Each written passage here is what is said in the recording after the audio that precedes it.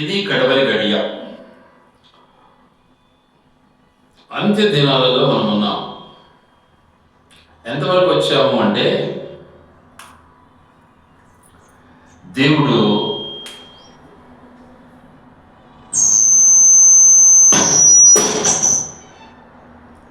చాలా స్పష్టంగా మనతో మాట్లాడాడు. ఏ గత వారంలో ఎక్కడ మనం ముగించామో ఒకసారి జ్ఞాపకం చేసుకున్నాం. దయచేసి ఒక మాటను జ్ఞాపకం చేసుకున్నాం. ప్రకటన గ్రంథం 13వ అధ్యాయం.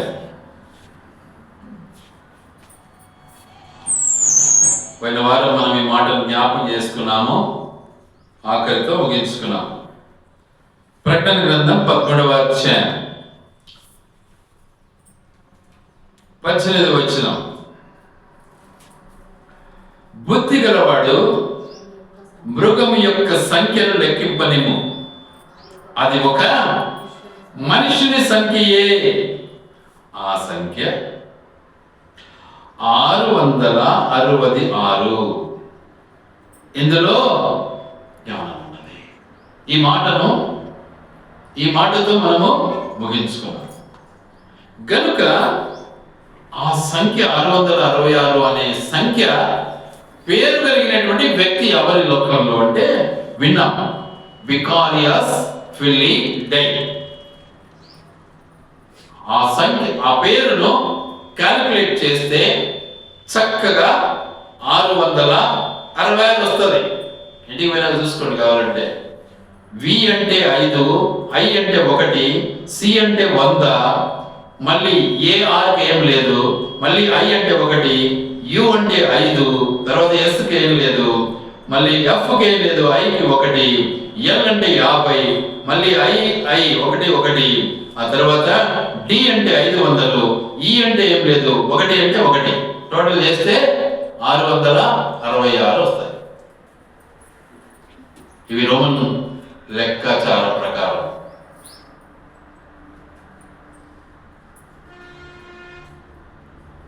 గనుక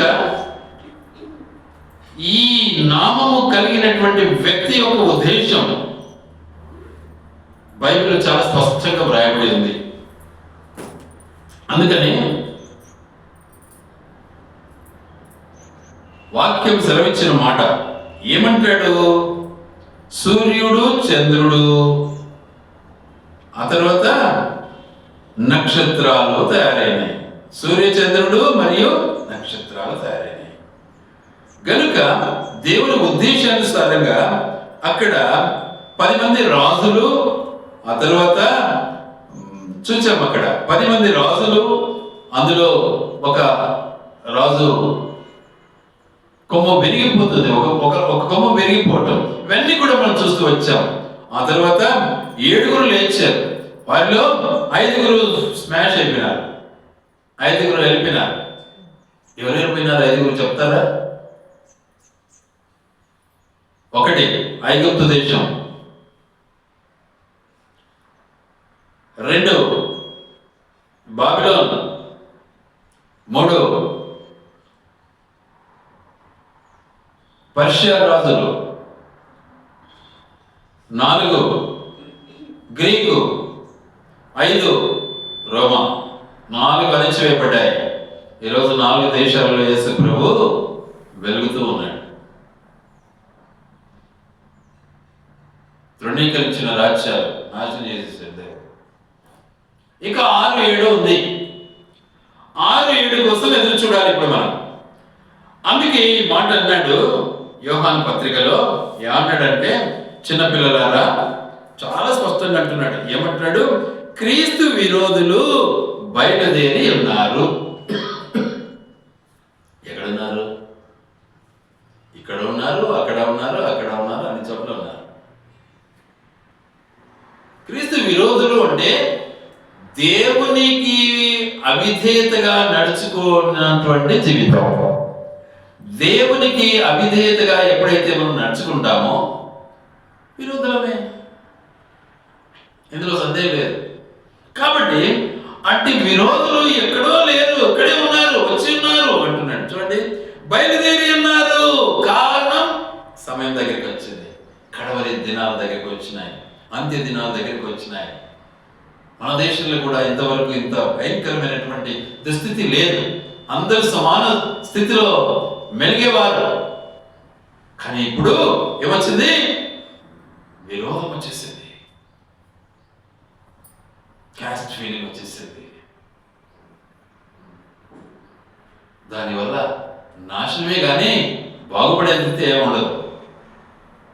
గనుక సమయం దగ్గరికి వచ్చింది. అందుకే ఈరోజు చాలా మంది ఏం చేస్తున్నారంటే,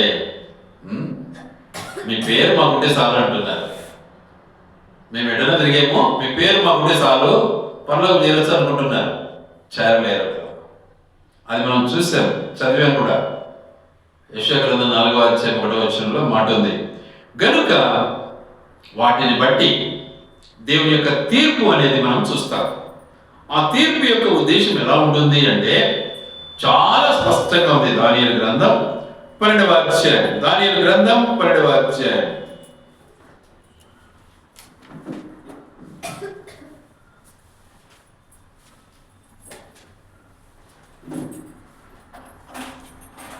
దానియేలు గ్రంథం 12వ అధ్యాయం.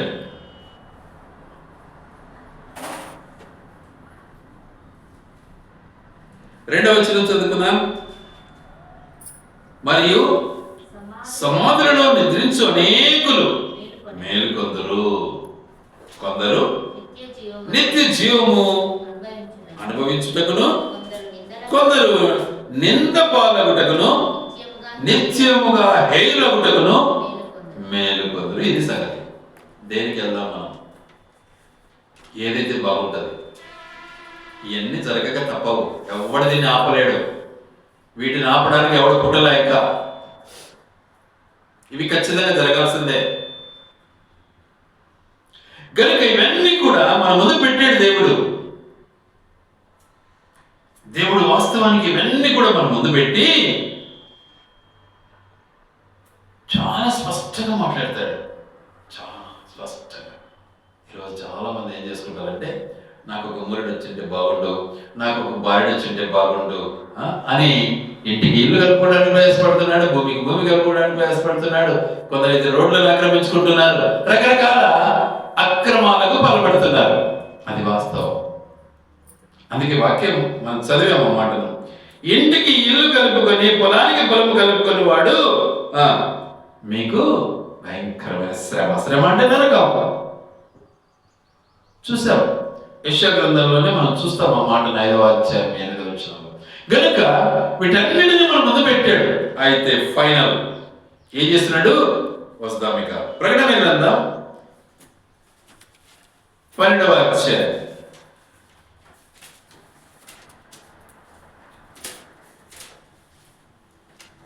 మొదటి వచనం చదువుకుందాం. అప్పుడు పరలోకమందు ఒక గొప్ప సూచన కనబడెను. అదేదనగా సూర్యుని ధరించుకున్న ఒక స్త్రీ, ఆమె పాదముల క్రింద చంద్రుడును, శిరస్సు మీద 12 నక్షత్రములను, కిరీటమును ఉండెను. ఆమె గర్భవతి అయి ప్రసవ వేదన పడుచు ఆ నొప్పులను కేక వేయచ్చు ఉండెను. అంతట పరలోకమందు ఇంకొక సూచన కనబడెను. ఇదిగో ఎర్రని మహాగణ సర్పము, దానికి 7 తలలను 10 కొమ్ములను ఉండెను. దాని తలల మీద 7 కిరీటములను ఉండెను. దాని తోక ఆకాశ నక్షత్రములతో 3వ భాగము నీడ్చి వాటిని భూమి మీద పడవేసెను. కనయున్న ఆ స్త్రీ కనగానే ఆ శిశువును మృంగబడ్డని ఆ గడసర్పము స్త్రీ ఎదుట నిలుచుండెను. ఇది సైతాను ఎదురు చూస్తా ఉంది.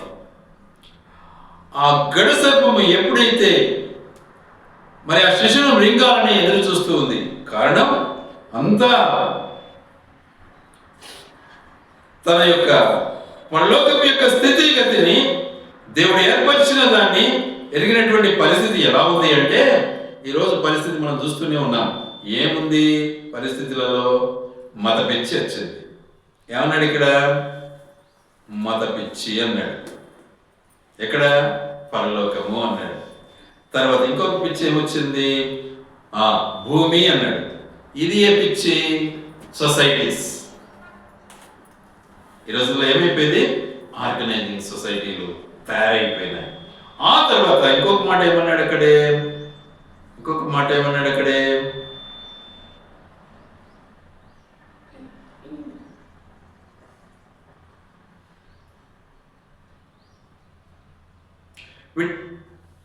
వీటన్నిటిని కలుగ చేసినటువంటి దేవుని యొక్క ఉద్దేశం గత వారంలో ఇవన్నీ జ్ఞాపకం చేసుకున్నాం ఒకసారి.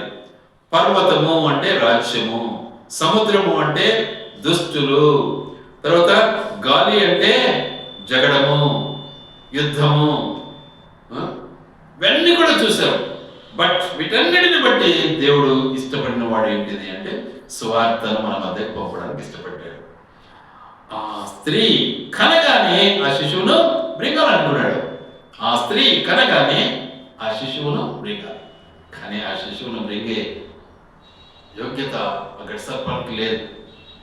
ఆ గడి సర్పం దేవుడు తయారు చేసింది, అది కూడా తనంతా తాను వచ్చింది కాదు అది. గనుక మృగలేకపోయింది. ఆ శిశువు కొనిపోబడ్డాడు. ఆ స్త్రీ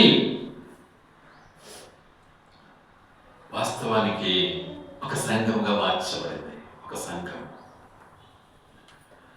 ఆది సంఘము అనబడింది. ఆ తర్వాత మూడవ వచనంలో ఏమంటాడు? అంతట పరలోకమందు ఇంకొక సూచన కనబడెను. ఇదిగో ఎర్రని మహాసముద్రము, దానికి 7 తలలను 10 కొమ్ములను ఉండెను. దాని తల మీద 7 కిరీటములు ఉండెను. 7 కిరీటములు ఉండెను. ఇవన్నీ కూడా ఒకసారి మనం గమనిస్తే ఏమేమి ఉన్నాయి అక్కడ? వాస్తవానికి కిరీటాలు ఉన్నాయి. 7 తలలు ఉన్నాయి. అక్కడ పరిస్థితిని ఒక్కసారి గమనిస్తే నక్షత్రాలను పోల్చినటువంటి జీవితాన్ని మనము కలిగి ఉన్నామని చెప్పి దేవుని వాక్యం సెలవిస్తా ఉంది. నక్షత్రము ఏం పని చేసింది మనకు? వాస్తవానికి నక్షత్రము ఏం పని చేసింది? దారి చూపించింది. చూద్దాం ఆ మాటను ఒకసారి. నక్షత్రము దానియేలు గ్రంథం 12వ అధ్యాయం. దానియేలు గ్రంథం 12వ అధ్యాయం.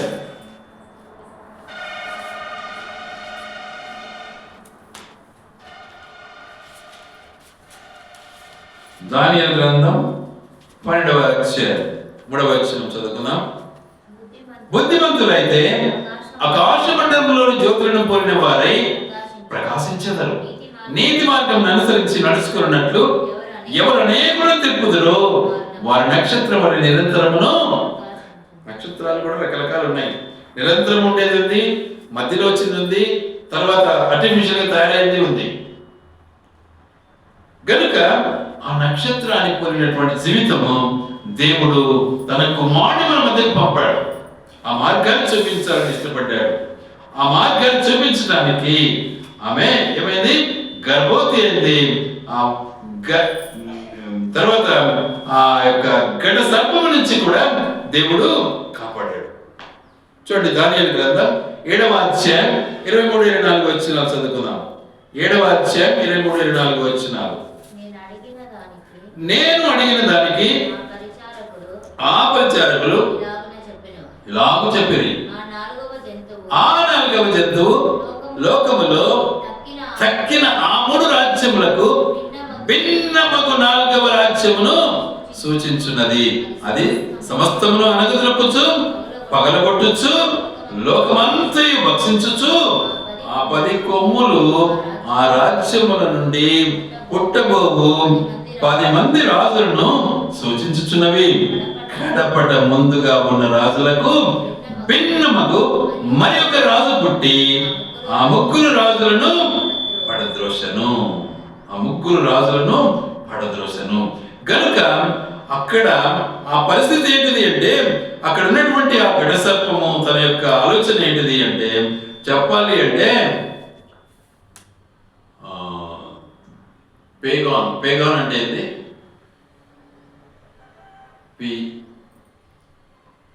PGGAN పేగాన్.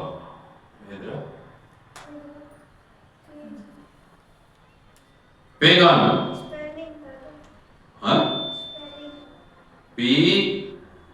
PAGAN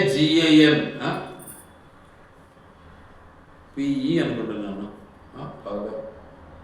PA వాస్తవానికి దాని యొక్క ఉద్దేశం ఏంటిది అంటే క్రైస్తవ మత విరోధి. అక్కడ సర్పం యొక్క ఉద్దేశం ఏంటిది అంటే క్రైస్తవ మత విరోధి, విరోధత్వాన్ని పెంచడానికి బయలుదేరింది. ఈరోజు ఆ విరోధం మనం చూస్తూనే ఉన్నాం. ఈరోజు ఆ మత ద్వేషాన్ని మనం చూస్తూనే ఉన్నాం. కడవరి గడియలు, ఆఖరి దినాలలో మనం ఉన్నాం. వాటిని మనము గుర్తించాలని చెప్పి దేవుడు మనతో మాట్లాడుతున్నాడు. అందుకనే వాక్యం సెలవిస్తున్న మాట ఏంటంటే చూడండి దయచేసి, మరి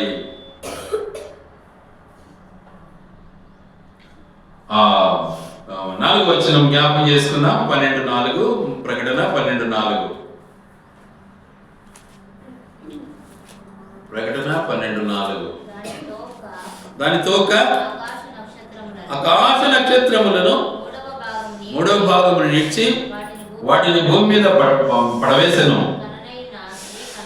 కననై ఉన్న ఆ స్త్రీ కలగానే ఆమె శిశువును మింగివేయవలెనని ఆ గడ సర్పము స్త్రీ ఎదుట నిలిచెను. ఆ గడ సర్పము స్త్రీ ఎదుట నిలిచెను. ఆ ఆకాశ నక్షత్రములలో ఏం చేసింది? తన తోక ద్వారా అంటున్నాడు. గడ సర్పం యొక్క తోక ద్వారా నక్షత్రాలను ఏం చేసింది? పడగొట్టాలని పడగొట్టడానికి ఇష్టపడింది. అలాగే నిజంగా చెప్పాలి అంటే ఆ మగ శిశువుని కూడా, ఆ మగ శిశువు 5వ వచనం ఏమంటది? సమస్త జనములను ఇనుప దండములతో ఏరడై ఉన్న ఒక మగ శిశువును ఆమె కనగా ఆమె శిశువు దేవుని యొద్దకును ఆయన సింహాసనం యొద్దకును కొనిపోబడింది. అయితే ఆ మగ శిశువు ఎలాంటి వాడు అంటే ఇనుప దండముతో ఏలగలిగినటువంటి శక్తి సామర్థ్యం కలిగినటువంటి కుమారుడు. ఆయనే ప్రభువైనటువంటి యేసుక్రీస్తు. ఎన్ని నక్షత్రాలను పడగొట్టిన వాటన్నిటిని బట్టి దేవుడు ఏం చేశాడు? ఆ మగ శిశువును పుట్టించాడు. అందుకే వాక్యం సెలవిస్తున్నమాట. తెస్సలోనిక రెండవ పత్రిక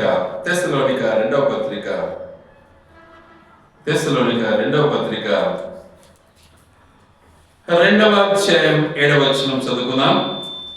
ధర్మ విరోధ సంబంధమైన మర్మము ఇప్పటికే క్రియ చేయుచున్నది గాని ఇది వరకు అడ్డగించుచున్నవాడు మధ్య నుండి తీసివేయబడు వరకే. వాస్తవమా కాదా?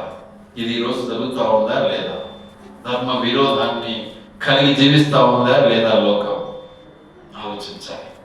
గనుక వాటి నుంచి మనల్ని కాపాడటానికి ఇష్టపడుతున్నాడు. 6వ వచనం కాగా వాడు తన సొంత కాలమందు బయలుపరచబడవలెనని వారిని అటగించినది ఏదో అది మీరెరుగుదురు. తెలుసు, మనకు బాగా తెలుసు, ఎరుగుదురు. కానీ పరిస్థితి ఏంటి? ఆ స్త్రీ ఏమైపోయింది? అక్కడి నుంచి పారిపోయింది. ఆ స్త్రీ ఎక్కడి నుంచి పారిపోయింది. గనుక ధర్మ విరోధి విజృంభిస్తూ ఉన్నాడు.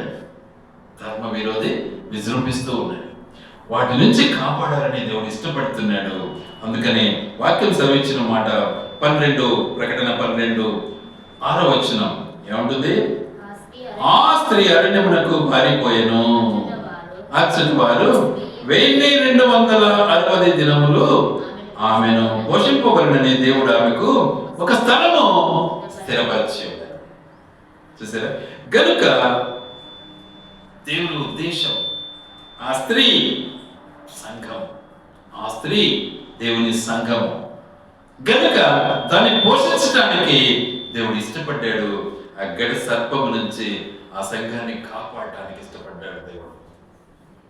సైతాను ధర్మ విరోధం నుంచి దేవుని సంఘాన్ని కాపాడాలని దేవుడు ప్రయాసపడ్డాడు.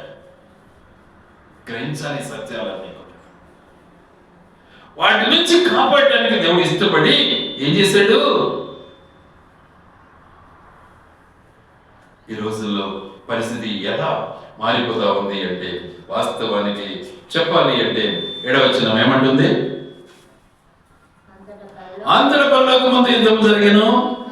మిఖాయేలును అతని దూతలను గడసర్పంతో యుద్ధము చేయవలెనని ఉండగా ఆ గడసర్పము దాని దూతలను యుద్ధము చేసిరి గాని గెలవలేకపోయేది గనుక పరలోకమును మోసపుచ్చుచు వారికి ఇక స్థలము లేకపోయాను. గనుక దేవుడి ఉద్దేశం ఎంత స్పష్టంగా ఎంత చేసినా కూడా సాధించేదైతే ఉండదు. గడ సర్పము నిజంగా సాతానుకు సంబంధం. గనుక ఆ ఆది గడ సర్పము సైతాను. ఇక అన్ని నేను పేరు చెప్తే బాగుండదు, ఎందుకంటే ఇది బయటికి పోతుంది. కనుక ఆ గడ సర్పాన్ని నాశనం చేసేసాడు దేవుడు. గనుక ఈ పరిస్థితి ఇప్పుడు ఎట్లయిపోయింది? మత పరిస్థితి, మత పిచ్చి, తర్వాత చెప్పాలి అంటే ధర్మ విరోధులు ఎక్కువైపోయినారు. సొంత జ్ఞానం ఎక్కువైపోయింది, లోక జ్ఞానం ఎక్కువైపోయింది. ధర్మ విరోధులు ఏం చేస్తున్నారు ఈ రోజుల్లో? చెప్పాలి అంటే మనుషులను హతమార్చుతూ ఉన్నారు, మతాలను హతమార్చడానికి ఇష్టపడుతూ ఉన్నారు. అలాంటి దినాలు ఈరోజు మనం చూస్తూ ఉన్నాం. వాటి నుంచి మనం కాపాడబడాలి. ఏం చేయాలి మరి? మనం ఏం చేయాలి? ఎల్లప్పుడు కూడా ప్రభువులో జీవించడం నేర్చుకోవాలి.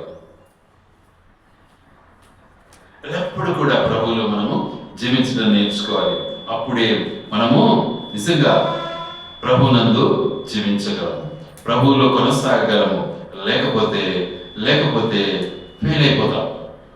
ఇక్కడ దానియేలు, మిఖాయేలు, తర్వాత దూతలు గడసర్పంతో యుద్ధము చేయబడినని ఉండగా ఆ గడసర్పమును దాని దూతలను యుద్ధం చేసిరి, కానీ గెలవలేకపోయేది.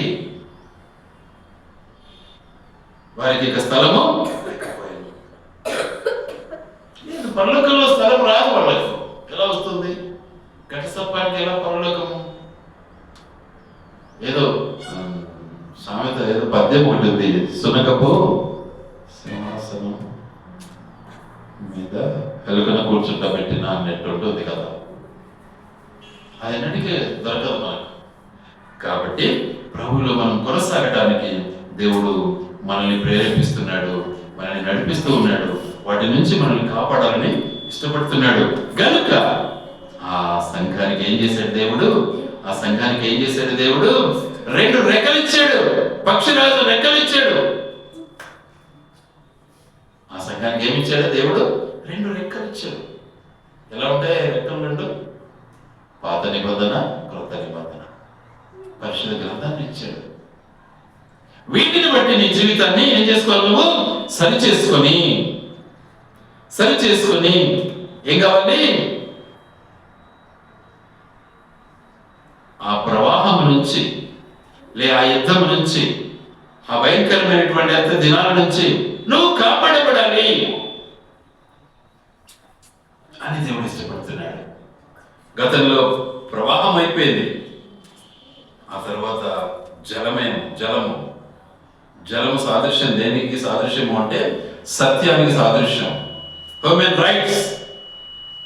వాటిని బట్టి దేవుడు నన్ను కాపాడాలని ఇష్టపడుతున్నాడు. ఈరోజు మనం ఎంతో మంది ఫైట్ చేస్తున్నారు. మీరు చూస్తున్నారో లేదో న్యూస్ను? అంటే జనరల్ న్యూస్ కాదు అది, మనకు అవసరమైనటువంటి న్యూస్ ఉంది. వాటిని మనం గమనించాలి, వాటిని మనం తెలుసుకోవాలి, వాటి గురించి మనం ప్రార్థన చేయాలి. మనం దేవుని బిడ్డలుగా సిద్ధపడాలి, దేవుని బిడ్డలుగా దేవుని రాజ్యానికి మనము తయారు కావాలి. కాబట్టి దేవుడు మనతో మాట్లాడుతున్నటువంటి మాట నిజంగా అంత్య దినాలలో మనం ఉన్నాం, కడవరి గడియలలో మనం ఉన్నాం, కడవరి కాలంలో మనం ఉన్నాం. ఇవన్నీ మత పిచ్చి చేష్టలన్నీ కూడా మన ముందుకు వచ్చాయి. వాటి నుంచి దేవుడు మనల్ని కాపాడాలని ఇష్టపడుతున్నాడు. దేవుడి మాటలు ఆయన వెనుకలో దీవించి ఆశీర్వదించును గాక.